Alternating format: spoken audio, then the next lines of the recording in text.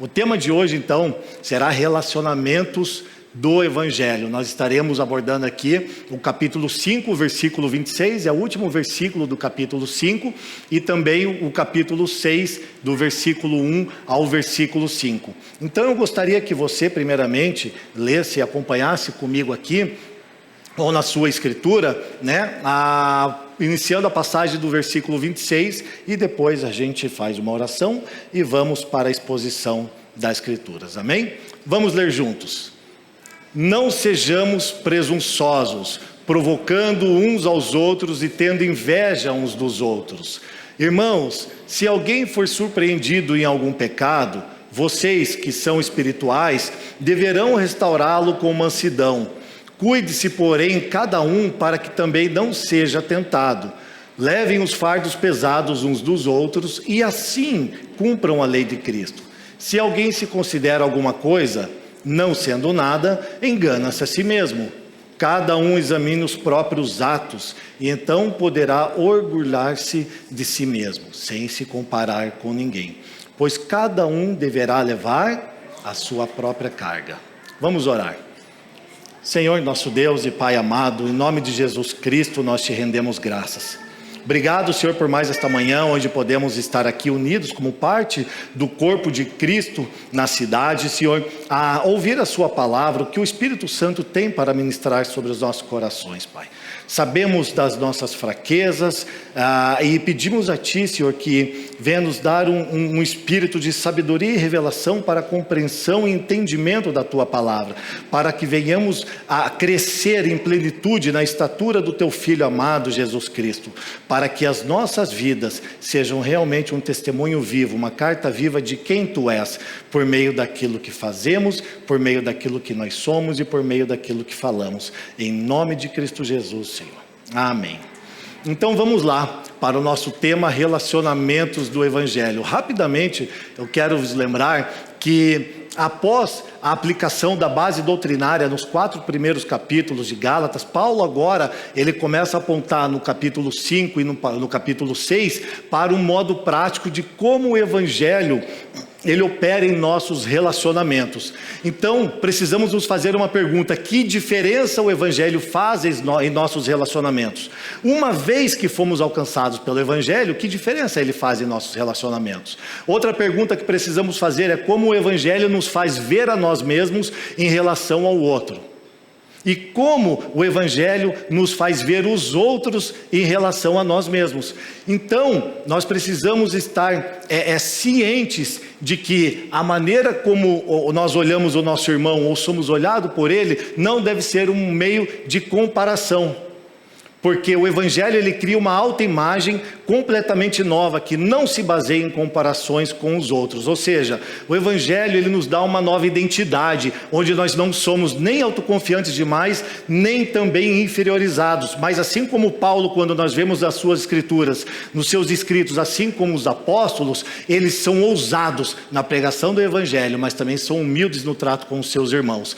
Então, essa é a evidência de uma nova identidade, onde o fruto do Espírito é o amor, nós vimos semana passada, a paz, a alegria, a paciência, a amabilidade, a fidelidade, mansidão, domínio próprio, enfim. Paulo está falando sobre o fruto do Espírito, encorajando os irmãos para andarem agora na direção do Espírito. Amém? Verso 25, ele trata disso. Para quê? Para que o fruto do Espírito cresça em cada um de nós, em nosso caráter e na nossa vida relacional. Então, ele está tratando os frutos do Espírito, que agora é a nova evidência de uma pessoa que nasceu de novo, de uma nova identidade, para fazer uso fruto disso nos seus relacionamentos.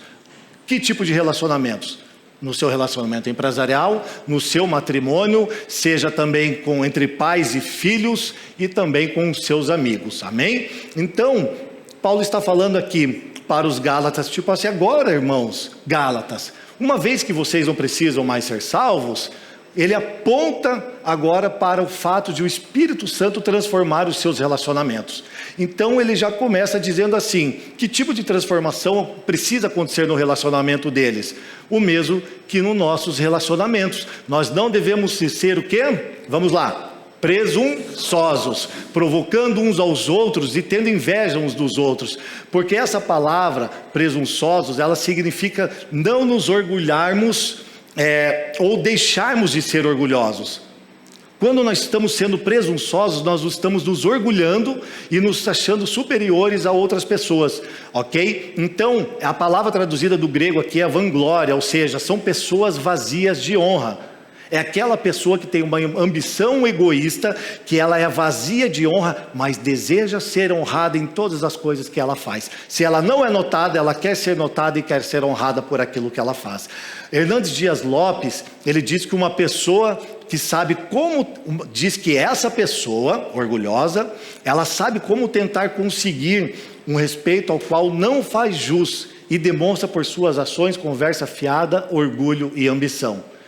Então veja, na verdade, essa pessoa ela, que é orgulhosa, essa pessoa que ela é presunçosa, na verdade é uma pessoa completamente insegura, profundamente insegura, porque ela precisa estar sempre se comparando com os outros para se colocar numa posição superior.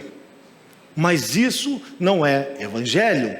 Então, essa pessoa ela tem a necessidade realmente de provar o seu valor a si mesma e também aos outros, constantemente. Então, constantemente, ela está se comparando aos outros.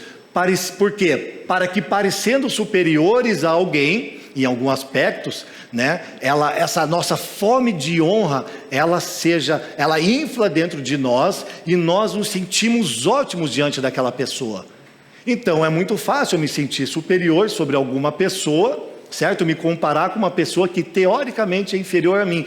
Eu me inflo e acho-me superior a ela. Agora, parecendo inferiores a alguém também, nós ficamos desanimados pela mesma razão, por essa forma de honra.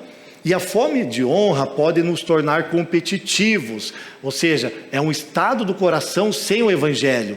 Então, os irmãos estão sempre ali se degladiando, sempre estão provocando um ao outro, gerando atrito uns aos outros. Por quê? Porque o seu coração ainda não está não está sendo permeado pelo evangelho, ou ainda está num processo de maturação, porém, não é uma evidência de quem está plenamente inserida no contexto que Paulo fala do fruto do Espírito. Portanto, irmãos, andem no Espírito. É isso que ele está dizendo. Então, seja aquilo que nós estamos fazendo, não importa se nós estamos aqui louvando o Senhor com nossos instrumentos, se nós estamos aqui ministrando a palavra, se estamos trabalhando como um repositor, se nós somos um engenheiro, não importa. Aquilo que nós estamos fazendo, se nós somos orgulhosos, nós dizemos muitas vezes que estamos fazendo para Deus, mas na verdade é somente para exaltar o nosso nome, para que o nosso nome se torne célebre, porque nós ainda temos muita fome de honra. Nós queremos ser honrados constantemente. É isso que Paulo está falando para os Gálatas. Não sejam presunçosos, parem de buscar honra. Não queiram ser melhor uns do que os outros. Por quê? Porque eles achavam que, sendo circuncidados, eles seriam pessoas superiores aos seus irmãos. Amém? Por isso, não devemos fazer comparações com ninguém. Cada pessoa tem valor singular e inestimável e total dignidade como seres semelhantes ao Pai, mas distinto em seus papéis. Então, na relação com o meu irmão, eu preciso ter um entendimento do Evangelho, ao ponto de que tudo aquilo que eu faço para Cristo, não por comparações, mas para que eu possa amar a igreja, a qual Cristo também ama. Então tudo aquilo que eu faço é pautado o quê? Em amor para o corpo de Cristo. Amém?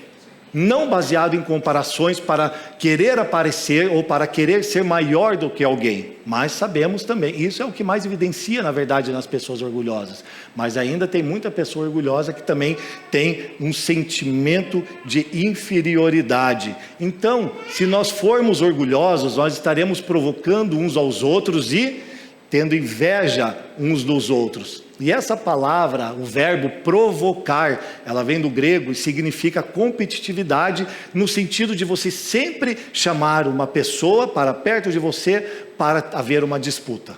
Ou seja, Paulo está dizendo aqui que nós sempre somos orgulhosos porque nós temos falta de honra, queremos ser reconhecidos e quando não somos, nós provocamos o nosso irmão e queremos competir com ele. presunçosos, provocadores e também invejosos. E por que invejosos? Porque nós queremos algo que é por direito de outra pessoa, ou que ela não tenha tal coisa. Tamanha inveja, que se eu não posso possuir o carro que você tem, eu espero com todas as minhas forças que você também não tenha. Então veja, talvez nós até brincamos, né? Tem alguns jargões, mas provavelmente a gente já tenha brincado, e algumas brincadeiras nossas maliciosas, porque toda brincadeira tem um fundo, vamos lá, novamente, toda brincadeira tem um fundo de verdade, isso mesmo. Então vamos supor que você tem um amigo, você esteja estudando para poder passar na faculdade, uma federal, uma PUC, e aí o que acontece? De repente você não consegue passar na federal e vai pagar uma PUC. E aí você fala para o seu irmão: uau, olha, passei lá na PUC, vou estudar, vou fazer medicina, engenharia, arquitetura. E ele fala: filhinho de papai, né? Aí fica fácil, vai estudar na PUC. Mas é o teu amigo. Mas ele está com tanta inveja de você, porque ele não pode estar lá, que ele, se pudesse falar para você e arrancar você daquele lugar, ele tiraria, porque era ele que queria estar no teu lugar. Então a inveja, ela corrói a gente por dentro. Estávamos falando ali, né? Ela deforma o nosso caráter, né? E isso é complicado, porque Paulo está falando aqui que nós, e evidenciando que nós sempre estamos sendo orgulhosos, sempre estamos provocando uns aos outros e tendo inveja uns dos outros. Então, John Stott, ele aborda esse assunto de duas maneiras diferentes de se relacionar. Uma é provocativa, ou seja, é a postura de alguém que está certo de sua superioridade e menospreza alguém que ele entende que é mais fraco. E a segunda maneira de se relacionar dentro dessa mentalidade é invejosa, que é a postura de quem tem consciência da própria inferioridade, se olhando para cima, para aquele que, na sua opinião, ocupa posição superior à sua. O que John Stott está falando aqui referente à questão de uma inveja ou de sermos pessoas provocativas? Ele está dizendo que tanto a superioridade como a inferioridade, elas são uma forma de orgulho. E explicando isso em termos de obras, de justiça pelas obras, ele diz que as pessoas estão voltadas para si mesmas, que tanto a superior como a inferior, elas sempre querem adquirir valor em competição, sempre se comparando às custas dos outros. Sempre estão se comparando às custas dos outros. Para quê? Para gerar valor a si mesmas, para se tornar superiores, pessoas que são vazias de honra, que querem se tornar pessoas honradas. E nós vemos isso no livro de Lucas, no capítulo 9, onde nós vemos o fariseu e o publicano. Recordam-se? O fariseu, ele está orando e ele está ali dizendo, né, falando com Deus, e ainda ele dá graças a Deus que ele não é igual os roubadores, ele não é igual aqueles os injustos, os adúlteros, nem igual esse publicano aí. Ele fala assim: eu não sou nem igual esse publicano aí. Ele fala para Deus, ele diz: eu jejuo 2 vezes por semana, e ainda dou o dízimo de tudo, meu Pai glorioso. Não sou como esse pecador miserável aí. Então assim, a gente muitas vezes nós temos um irmão, um amigo, e nos comparamos com ele, menosprezamos o nosso irmão, achando que nós somos alguma coisa, e que valemos alguma coisa sem Cristo Jesus. E o fariseu estava fazendo isso, se comparando com aquele publicano. Mas quem saiu justificado daquele lugar? O publicano, que dizia assim: perdoa os meus pecados, Pai, tem misericórdia de mim, eu não sou nada. Então nós precisamos ter esse entendimento que esse tipo de pessoa, ela sempre quer adquirir uma identidade pela superação aos outros, seja no que nós estivermos fazendo. Se formos orgulhosos, nós vamos nós vamos provocar os nossos irmãos, nós vamos invejá-los e vamos de alguma maneira procurar adquirir uma identidade não permeada pelo Evangelho, de superação aos outros. Sempre vamos querer procurar ser maior do que os outros. Só o Evangelho, mas só o Evangelho, ele nos dá uma identidade nova. E entendemos que todos somos pecadores, carentes da graça de Deus. Então, não somos superiores nem inferiores uns aos outros. E nós só podemos nos gloriar no Senhor. Então veja, se nós entendemos, temos a consciência do quão pecadores nós somos, nós jamais vamos nos comparar com os nossos irmãos. Jamais. Então nós poderemos nos gloriar no Senhor, mas não em nós mesmos. Vamos ler aqui, a única diferença entre a pessoa arrogante e aquela dotada de baixa autoestima é que a inferior perdeu o jogo. Na maioria das vezes a gente age como pessoas inferiores. Sempre olhando para cima e falando, eu não tenho isso, eu não tenho aquilo, puxa, se eu fosse que nem essa pessoa. Então assim, claro, você quer se comparar, né, Jonathan, com um R7, daí não tem como, né, vai ficar chorando, Ronaldo, não dá, Cristiano Ronaldo, não tem como, vai se comparar com ele, você vai sofrer mesmo. Então assim, não inveje a qualidade do seu irmão no futebol, talvez você seja muito melhor jogando videogame do que ele. Então assim, brincadeiras à parte, a pessoa superior, ela sente como vencedora momentaneamente, e se compara sem parar com os outros, para certificar de que continua vencendo. Então talvez você nem perceba às vezes, mas existe alguém que está do seu lado, existe uma pessoa, você tem um amigo que está do seu lado, sempre se comparando com você, e você não entende por que ela faz aquilo, porque ela quer ser superior, porque ela é arrogante, e ela quer o quê? Ter honra, mas ela é presunçosa, provocativa e invejosa. Provavelmente ela quer ter a vida que você tem, mas ela não pode ter. Ou seja, estamos em grande parte do tempo provocando em uma área da nossa vida, quanto invejando em outra. A citação que nós vamos ler aqui, nós precisamos entender primeiro que nós precisamos ser humildes em tudo aquilo que fazemos. Agora, a humildade não é pensar menos de si mesmo, mas é pensar em si cada vez menos. A autoflagelação e a baixa autoestima não são marcas de humildade do Evangelho, são apenas uma rejeição do Evangelho, tanto quanto o orgulho e a confiança no próprio eu. Palavras de C.S. Lewis. Então veja, a humildade não é pensar menos de você mesmo, se tornar, ou seja, se colocar como uma pessoa inferior àquela outra. Na verdade, é pensar em si cada vez menos, ou seja, é uma abnegação, é o carregar a sua cruz diariamente, é um sentimento realmente de morte para você mesmo, isso é humildade, para que você possa auxiliar o seu irmão. Isso é abnegação, isso é pensar menos em si mesmo. Então em Gálatas 4 nós vimos que Cristo nos assegurou um status legal como sendo filhos de Deus. E o propósito do Espírito Santo é fazer o quê? Uma vez que nós temos esse status legal de filho, é nós termos a garantia e a experiência real disso, que somos filhos de Deus. E nós temos total valor e dignidade diante de Deus por sermos filhos iguais uns aos outros. Porque nós estamos agora revestidos de Jesus Cristo. Lembra? Nós temos uma nova roupagem, nós não nos vestimos mais como crianças, nós nos vestimos com as vestes de Cristo. Mas crianças que vivem se comparando. Então por que nós muitas vezes estamos nos comparando? Porque em certo momento da nossa vida, nós estamos como numa montanha russa, como numa gangorra, nos achando superiores que alguns e inferiores a outros. É como o filho pródigo, né?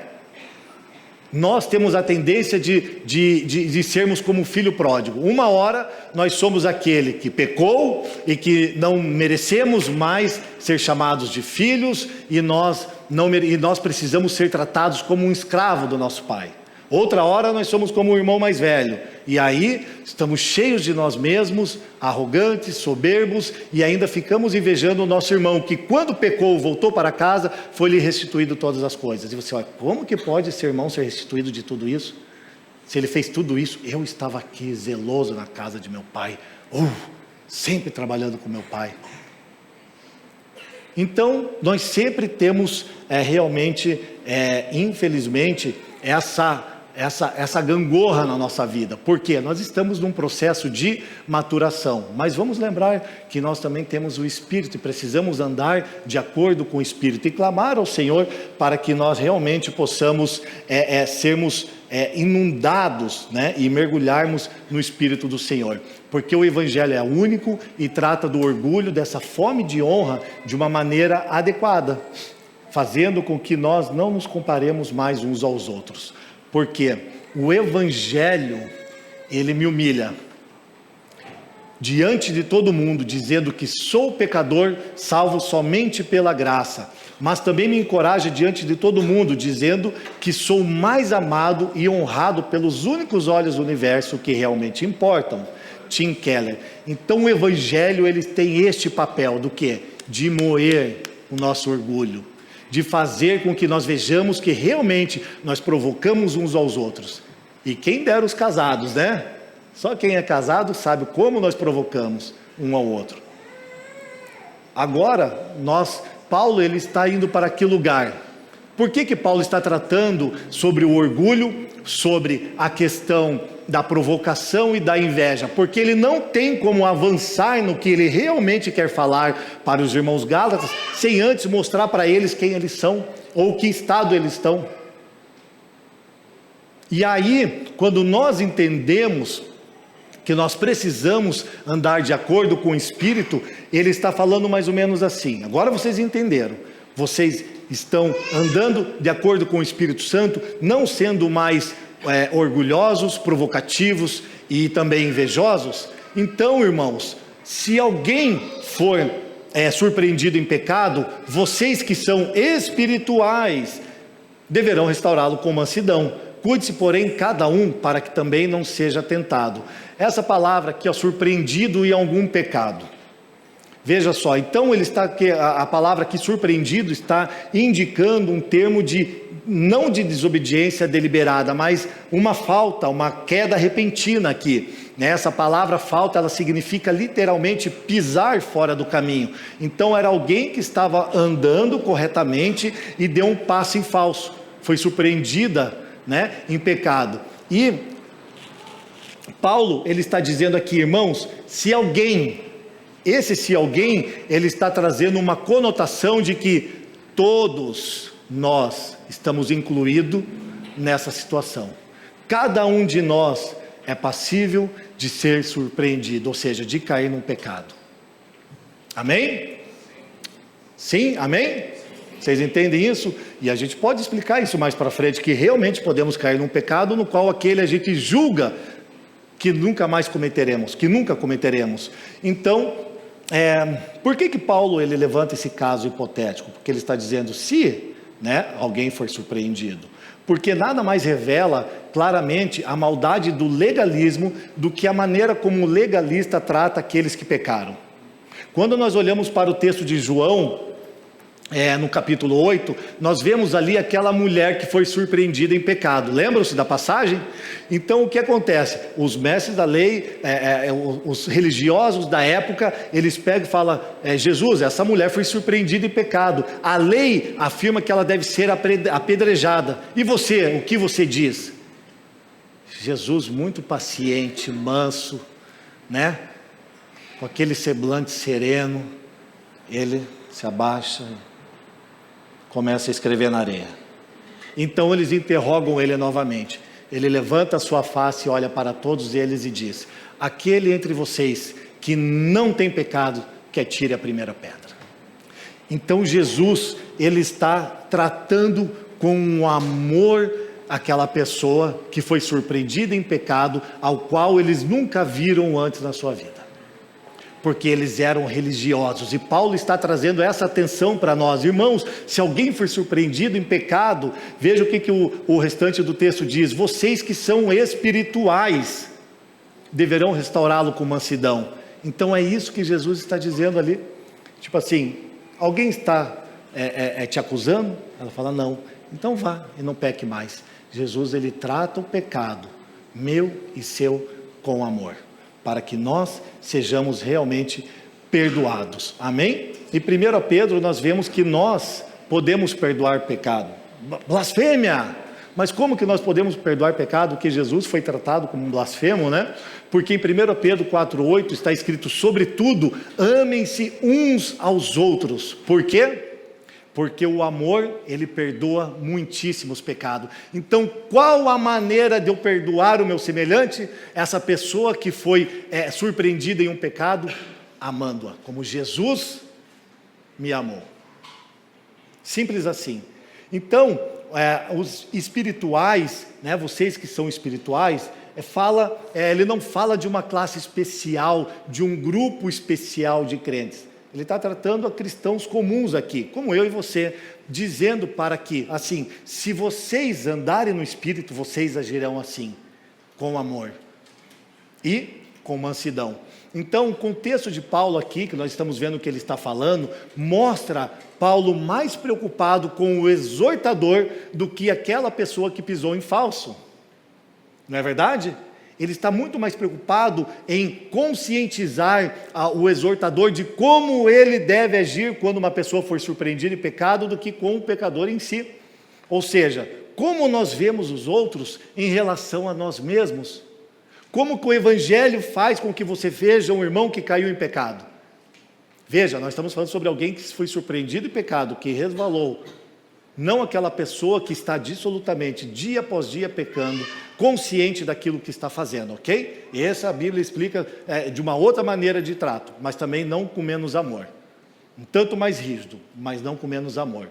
Então, assim, como que nós vemos essa pessoa que foi surpreendida em pecado em relação a nós mesmos? Como aquele legalista, superiores? Estamos ainda nos comparando com ele ou com o amor, né, de Jesus Cristo e com igual dignidade que mesmo ele havendo pecado, ele tem a mesma dignidade diante do Pai, assim como eu. Afinal, sabemos que nós vivemos numa tensão, né? Justos, justificados pela graça, pela fé, mas também pecadores, porque estamos lutando contra o pecado diariamente, enquanto vivermos nessa era perversa e neste corpo, amém? Então, ele fala para que nós possamos restaurar, e o termo aqui,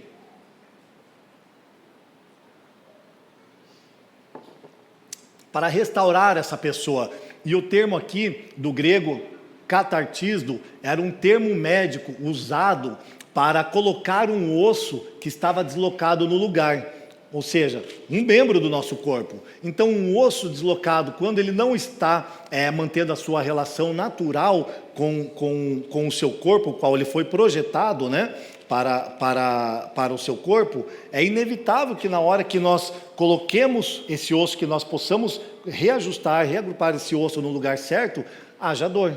Vai haver dor, não tem como. Mas agora veja, quando ele fala em restaurar aqui, nós precisamos olhar esse termo como um osso deslocado, ou seja, um irmão quando ele presta atenção, o irmão quando ele é surpreendido em pecado, ele é como um osso que foi deslocado do corpo. Então a pergunta é, se você desloca o seu pé, se você torce o seu joelho, ou você machuca o seu braço, você amputa, você corta ele e joga ele fora? Não. Antes o que você faz? Você trata ele com carinho, você pega uma tipóia, você enfaixa o seu braço, você põe uma tipóia e coloca pelo pescoço. E o que você faz? Você traz ele para perto do corpo. É assim que nós devemos tratar o irmão e restaurá-lo, cuidando dele como se eu tivesse machucado o meu braço, deslocado o meu braço, com todo o amor e o cuidado devido, para que no momento, no processo da restauração, ele possa ter novamente o seu movimento junto com o corpo ao qual ele foi destinado a ter. Amém? Ficou claro, irmãos? Então, toda a atmosfera do termo usado por Paulo põe a ênfase não no castigo do faltoso, é isso que nós estamos vendo, mas na sua cura. A correção não é uma pena, mas uma restauração, amém? Então nós não estamos penalizando essa pessoa, nós estamos buscando a sua restauração, ok? Então nós temos que confrontar, sim, e mesmo quando for doloroso, o nosso confronto deve ter o objetivo de tratar o coração e mudar a mente dessa pessoa para que ela não volte mais a pecar, para que ela mude a sua vida. Mas nós devemos fazer isso sempre com um coração, com um sentimento de humildade e de mansidão. Porque o nosso Senhor Jesus Cristo é manso e humilde de coração. Então, precisamos entender que a mansidão, ao qual Paulo fala ali, é uma característica da verdadeira espiritualidade. Então, apenas os espirituais que são mansos e podem tratar essas pessoas que são pegas, surpreendidas em pecado, com amor. Por isso, nós devemos ser sempre intolerantes com o pecado. Lembre-se disso. Nós devemos lutar com todas as nossas forças contra o pecado, uma vez que estamos com a nossa mente e coração permeada do Evangelho, com o fruto do Espírito. Nós temos domínio próprio, então nós podemos dizer não para o pecado. Porém, nós devemos ser compassivos, nós precisamos ter compaixão daquele que pecou. Intolerantes com o pecado, mas compassivos com o pecador. Assim como Jesus Cristo é comigo e com você. Amém? Isto torna os nossos relacionamentos no Evangelho mais puro, mais honesto, mais real do que a vida com Cristo e a vida de igreja. Porque se nós estamos sempre apontando para o irmão que pecou, estamos sendo superiores a ele ou inferiores, nós não estamos com uma cosmovisão bíblica acerca do que o Evangelho tem nos instruído. Amém? Porque nós não somos um exército que executa os seus soldados. Veja que Paulo ele está usando aquele termo da medicina de restaurar, né, por causa de uma guerra, de um soldado que pode vir a se machucar, e aqui também ele usa esse termo aqui como soldados feridos. Então nós não somos soldados que executam, não somos um exército que executa os seus soldados feridos. Antes, nós vamos tratá-los com brandura, com mansidão, com amor, para que haja sempre a restauração. Amém? Porque o nosso irmão, ele não é nosso inimigo. Então nós temos que corrigi-lo como um irmão realmente. E agora ele diz e segue assim: então, cuide-se, porém, cada um, para que também não seja tentado. Hernandes Dias Lopes, ele cita Donald Guthrie e diz assim, que ele afirma que o autoexame, ele só pode ser individual. Por isso ele está dizendo agora, cuide-se, cada um de vocês, para que também não seja tentado. Então o verbo aqui, ele significa uma consideração firme, né, como contemplar o alvo antes de dar um tiro. Então eu preciso lidar com amor e humildade referente a este pecado, sabendo que eu também sou passível do mesmo erro, como eu falei anteriormente. Eu posso pecar como este meu irmão pecou. Então como que eu vou tratá-lo? Da mesma maneira que eu quero ser tratado. Se por algum motivo eu resvalar e for surpreendido em algum pecado. Então, você deve pensar muitas vezes assim, né? Não, eu jamais cometeria o pecado que essa pessoa cometeu, né? E nós temos essa tendência mesmo, né? De sermos presunçosos, né? Orgulhosos, arrogantes e pensar que nós jamais pecaríamos daquele pecado, seja ele qual for, até mesmo daquela mulher que foi pega em adultério. Nós não seremos bem-sucedidos ao confrontar alguém se nos considerarmos incapazes de cometer pecado similar ou igual. Tim Keller ele fala sobre isso. Se você não conseguir identificar que você também é capaz de pecar como ela pecou, você não vai conseguir confrontar essa pessoa da maneira adequada. E você não vai ser bem-sucedido. Então, veja só, talvez você pense assim, eu jamais roubaria. Vamos falar com as mulheres aqui, eu jamais roubaria, por exemplo, uma bolsa, como aquela irmã roubou. Mas você é passível de um pecado similar. Qual? Você pode emprestar a bolsa da sua amiga e nunca mais devolver. Você se apropriar daquilo que não é seu. Alguma irmã aí se identifica? Aleluia! Não é verdade? É um exemplo bem simples. Mas é verdade, ele não é seu, então você está se apropriando indevidamente daquilo que não é teu. É um pecado similar de roubo. Leandro, mas isso aí é uma coisa muito simples. Tá bom, então talvez você possa entender que você pode matar alguém. E agora não estou falando só no coração, que nós sempre fazemos, mas de uma questão prática. Nós podemos assassinar alguém. Lembre-se, não sei se vocês lembram daquela notícia que uma menina foi violentada, ela tinha 20 anos e o rapaz 23, estava numa praça e em algum momento ela conseguiu dar um mata-leão e matar ele asfixiado. Vocês viram isso, essa notícia? Quem viu, levanta a mão. Gente, para pensar, alguma vez você pensaria que você teria realmente a capacidade de tirar a vida de alguém? Então ela, naquele total desespero, sendo realmente molestada por aquele cara, ela deu um mata-leão e matou ele. Então sim, nós podemos. Agora pense você, homem. Pensamos nós aqui, estamos em casa, e você está ali, de repente, entram na sua casa para roubar os seus bens materiais, mas você está com sua esposa e seus filhos, filho, filha, e nós sabemos que, muitos dos casos, quando a nossa casa é invadida, pessoas são realmente molestadas. E o que você faria sabendo que a sua esposa seria abusada por esses caras? O que você faria se você visse o ato dessa pessoa tentando abusar os seus filhos? Será que você cometeria um pecado igual aquele que matou já uma pessoa? Então, fica para nós de aprendizado, para que nós possamos entender que nós precisamos considerar que quando nós vemos uma pessoa que foi surpreendida em pecado, que nós precisamos compreender que nós também somos passíveis de cometer o mesmo pecado. E se nós não pensarmos assim, nós não vamos conseguir ser bem-sucedidos no tratamento e na restauração dessa pessoa. Porque 1 Coríntios, no capítulo 10, está escrito: aquele que está de pé, cuide para que não caia. E a oração do Senhor Jesus Cristo, ele diz, para orarmos ao Pai, para que nós não venhamos a cair em tentação.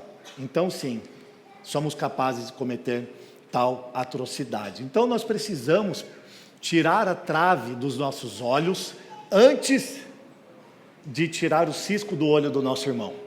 Paulo está tratando isso em todo momento, sempre olhando para o exortador.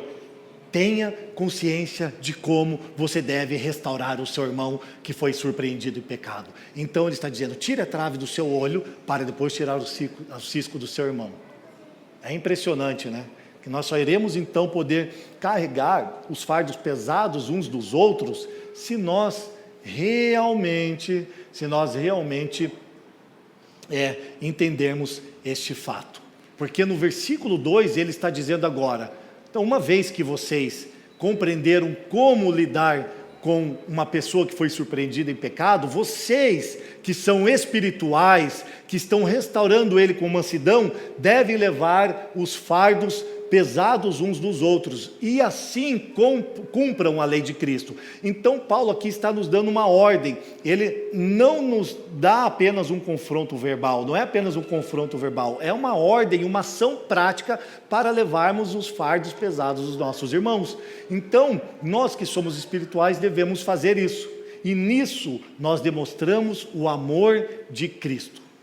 Nisto nós cumprimos o que é a lei de Cristo. Porque nós invocamos, porque Paulo ele está invocando aqui para que a igreja cuide uns dos outros sem orgulho, provocações e inveja, mas sendo espirituais, cuidando do irmão da maneira que eu gostaria de ser cuidado, sem esperar nada em troca. Então é uma convocação: levem os fardos pesados uns dos outros e cumpram a lei de Cristo. Então, só assim que nós vamos poder ter uma vida relacional, pautada no Evangelho, de uma maneira sadia, levando os fardos pesados uns dos outros, dos irmãos que nós vimos que foram surpreendidos em pecado. Agora, nós precisamos entender que para que isso aconteça, nós precisamos nos aproximar perto o suficiente, para que nós possamos gerar uma relação de confiança e assumir parte do fardo deste irmão, a comunhão com entranháveis afetos. É por isso que nós queremos, e nós sempre falamos muito sobre essa comunhão, por isso nós queremos ser hospitaleiros e abrir a nossa casa, e queremos ir na sua casa, porque se um dia eu for por motivo, eu seja surpreendido em pecado, eu quero que você cuide de mim, da maneira que supostamente eu estou cuidando de você, ou que devemos cuidar uns dos outros, da maneira como Cristo tem cuidado de nós. Amém? Agora veja que Paulo ele dá um golpe de mestre aqui, porque provavelmente ele está contradizendo nesse ponto aqui os falsos mestres. Por quê? Porque os falsos mestres eles são legalistas e eles estão dizendo o que para os Gálatas? Olha, vocês precisam cumprir o quê? Toda a lei. Então vocês também têm que ser circuncidados para ser aceitáveis a Deus e serem salvos. Aí Paulo está falando assim, não é isso, está tudo errado. Os fariseus, eles são legalistas, eles atam fardos grandes e pesados e colocam no ombro de vocês, o qual eles nem mesmo conseguem carregar, mas eles jogam esse peso em cima de você. Não é assim. Então como é, Paulo? Me explique. Então ele está dizendo que nós deveríamos levar os fardos pesados uns dos outros, servir uns aos outros em amor, e assim, vivendo em comunidade, amando uns aos outros, nós cumpriríamos a lei de Cristo. Amém? Então isto é cumprir a lei de Cristo, carregar os fardos pesados uns dos outros, vivendo em comunidade, em amor e entranháveis afetos. Por isso, a lei de Cristo significa, lei de Cristo significa moldar nossa vida ao exemplo de Cristo, motivados por grata alegria. É a vida centrada em uma pessoa em vez de um código. Pesa sobre nós outro tipo de obrigação, diferente da anterior. Agora suportamos os fardos pesados uns dos outros, porque Cristo suportou o nosso. Amém? Mas que fardo pesado é esse que Cristo suportou o nosso? É um bem pequenininho, ao ponto dele ser transpassado, ao ponto de cuspirem na sua face, ao ponto de dilacerar a sua pele, ao ponto de baterem tanto nele dele ficar deformado, ao ponto dele ser crucificado. Só uns fardinhos pequenininhos assim, nós que ele levou na cruz, ao ponto de ser morto por mim e por você. Então, será que nós não devemos realmente levar os fardos uns dos outros? Desses irmãos que foram surpreendidos em pecado? Se Cristo fez assim por nós, por que não faremos assim com os nossos irmãos? Amém? Agora veja que no verso 3 a 5, Paulo ele entra aqui numa discussão entre humildade e orgulho. Indo para o versículo 3, ele diz assim: se alguém se considera alguma coisa, não sendo nada, engana-se a si mesmo. Então veja, nós não devemos relativar o que Paulo está falando aqui. Ele está dizendo realmente que nós não somos nada. Então, com certeza, a pessoa que ela acredita ser superior ou estar num grau mais elevado do que a outra, para ter que servir os seus irmãos ou para olhar à sua volta e ver quem precisa ajudar e carregar os fardos, é uma pessoa que prefere ficar escondida, porque ela se acha superior às outras. Então, eu não vou carregar o fardo, não, porque eu não sou um pecador como ela, eu estou bem aqui. Mas ela não entendeu o que é o Evangelho, ela não entendeu que não é nada, e não deve se considerar coisa alguma. Amém? E diz o texto que engana-se a si mesmo. Então, quando nós pensamos ser alguma coisa, é porque nós estamos criando uma fantasia na nossa mente. E João 15:5 diz, Jesus diz que sem mim nada podeis fazer. Então, nos enganamos e criamos muitas fantasias em nossa mente, achamos que somos alguma coisa. Por isso, não devemos ser arrogantes com os que tropeçam, enganando-se a si mesmo com uma suposta santidade, porque o legalista tende a denegrir a imagem dos outros só para melhorar a sua imagem.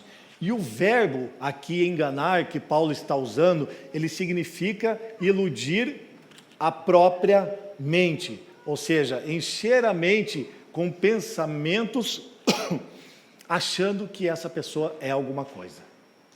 Nós iludimos a nossa mente pensando que somos alguma coisa. É isso que significa o verbo enganar aqui de Paulo. Então, o que nós fazemos, nós temos que fazer de forma generosa, devemos ser humildes, devemos ser mansos, devemos ser prestativos para com os nossos irmãos, para com todos. Porque nós agora nos damos conta que nós não somos quase nada, ou nada, sem Cristo Jesus. Então, sendo assim, nós precisamos examinar os nossos próprios atos. Cada um examine os próprios atos, e então poderá orgulhar-se de si mesmo, sem se comparar com ninguém. Interessante, né? Você vai olhar para dentro de si agora, você vai examinar os seus atos, e você vai ver se você pode se orgulhar ou não de si mesmo. Mas é interessante porque quando a gente está olhando para o orgulho, nós vemos que o orgulho é um convite para quê? Para nos tornarmos prepotentes, para nos tornarmos soberbos ou dignos de alguma coisa que nós não somos. Não é verdade? Então, por que Paulo está falando aqui? Olhem os seus próprios atos e vejam se vocês podem se orgulhar em si mesmos. Porque, na verdade, nós não conseguimos. Nós não conseguimos olhar para nós dentro e vermos algum tipo de dignidade, senão em Cristo Jesus. Então, a palavra aqui, examinar ou provar, significa aprovar depois de um teste ou exame. O que Paulo está dizendo aqui? Então, esse termo aqui era usado para testar os metais, a saber se eles eram puros ou não. Então, o que ele está dizendo assim, examine o seu próprio ato, faça uma prova de que seus atos, eles são puros, então você poderá orgulhar-se de si mesmo. Alguém aqui pode se orgulhar dos seus atos puros e bondosos diante de Deus e diante de si mesmo? Não, né? É incrível. Então, nós não podemos nos comparar com ninguém. É isso que Paulo está dizendo aqui. Por isso, avançamos para o versículo 5 e vamos para a reta final. Pois cada um deve levar a própria carga. Então, Paulo agora aqui ele está tratando da nossa responsabilidade pessoal, né? Ele passa de uma responsabilidade social para uma responsabilidade pessoal. Então, se nós formos realmente superficiais, né, nessa leitura, nós vamos pensar que tem contradição com o versículo 2 que nós lemos ali, né, em levar as cargas uns dos outros. Mas a palavra grega aqui é baros, no versículo 2. Baros, que significa carga, né? Um peso muito grande, um peso esmagador. Então, aquela pessoa que foi surpreendida em um pecado, ela está com um peso esmagador sobre os seus ombros, sobre a sua vida.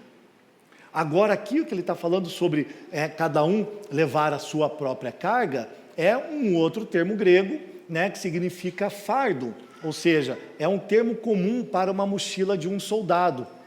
Então veja que Paulo aqui, ele está nos dizendo que nós devemos ajudar os outros, ajudar os nossos irmãos e considerar que ainda assim nós precisamos carregar a nossa mochilinha. Então você tem as suas responsabilidades pessoais, mas também você tem que auxiliar o seu irmão a carregar esse fardo pesado. Amém? Essa é a nossa responsabilidade. Como um soldado carrega a sua própria mochila. Então aqui Paulo, ele está trazendo uma advertência final contra o nosso orgulho, a saber que todos vamos apresentar cada um o seu fardo, sua responsabilidade pessoal diante de Deus no dia do juízo. Cada um dará conta de sua própria vida, de sua própria alma, e nesse dia nós não poderemos nos comparar com ninguém. São as nossas responsabilidades. É como eu, quando com meu filho, eu posso pedir um favor para o meu amigo, levá-lo até a escola. Mas as responsabilidades que diz respeito a um pai, na criação do filho, no evangelho que ele deve ser ensinado, em como ele deve se comportar até a sua maturidade, é minha responsabilidade. E essas responsabilidades pessoais são o que nós vamos apresentar diante de Deus. Amém? Indo para o final, então, leia juntamente comigo, você consegue enxergar ali? Vamos lá. Minha tarefa é carregar meu próprio fardo individualmente e ter a compreensão que sou justo e pecador simultaneamente. Só assim serei humilde o suficiente e acrítico para carregar o fardo do irmão. Somente assim posso contemplar a imagem de Deus por meio da relação. Preciso preservar o evangelho por meio das nossas relações, pois Deus é uma comunidade, onde Cristo e a igreja são um. Quando lemos, façamos o homem a nossa imagem e semelhança, aponta para a plenitude da relação entre o Pai, o Filho e o Espírito. Significa que a maneira como nos relacionamos é a maneira como apresentamos o Evangelho e a imagem de Deus ao mundo. Amém? Então, como nós nos relacionamos no dia a dia, na nossa vida comum, na nossa vida de igreja, no nosso trabalho, no nosso matrimônio com os nossos pais, é a maneira como nós estamos apresentando o Evangelho e Deus ao mundo. Então precisamos olhar para dentro de nós e vermos que efeitos o Evangelho está fazendo na nossa vida, para ter a consciência e saber que tipo de Deus nós estamos apresentando ao mundo. Amém? Eu espero realmente que o Evangelho nos faça relacionar pautados realmente naquilo que Deus é, amor. Que o Evangelho nos faça relacionar aqui como uma comunidade, falando para nós especificamente agora, com amor, com graça, com misericórdia, com perdão, quando pegarmos e vermos o irmão ser surpreendido em pecado. Que nós possamos tratá-lo com toda a mansidão para restaurá-lo, assim como o Senhor está nos restaurando num processo de maturação para sermos plenos em estatura como o nosso Senhor Jesus Cristo. Amém?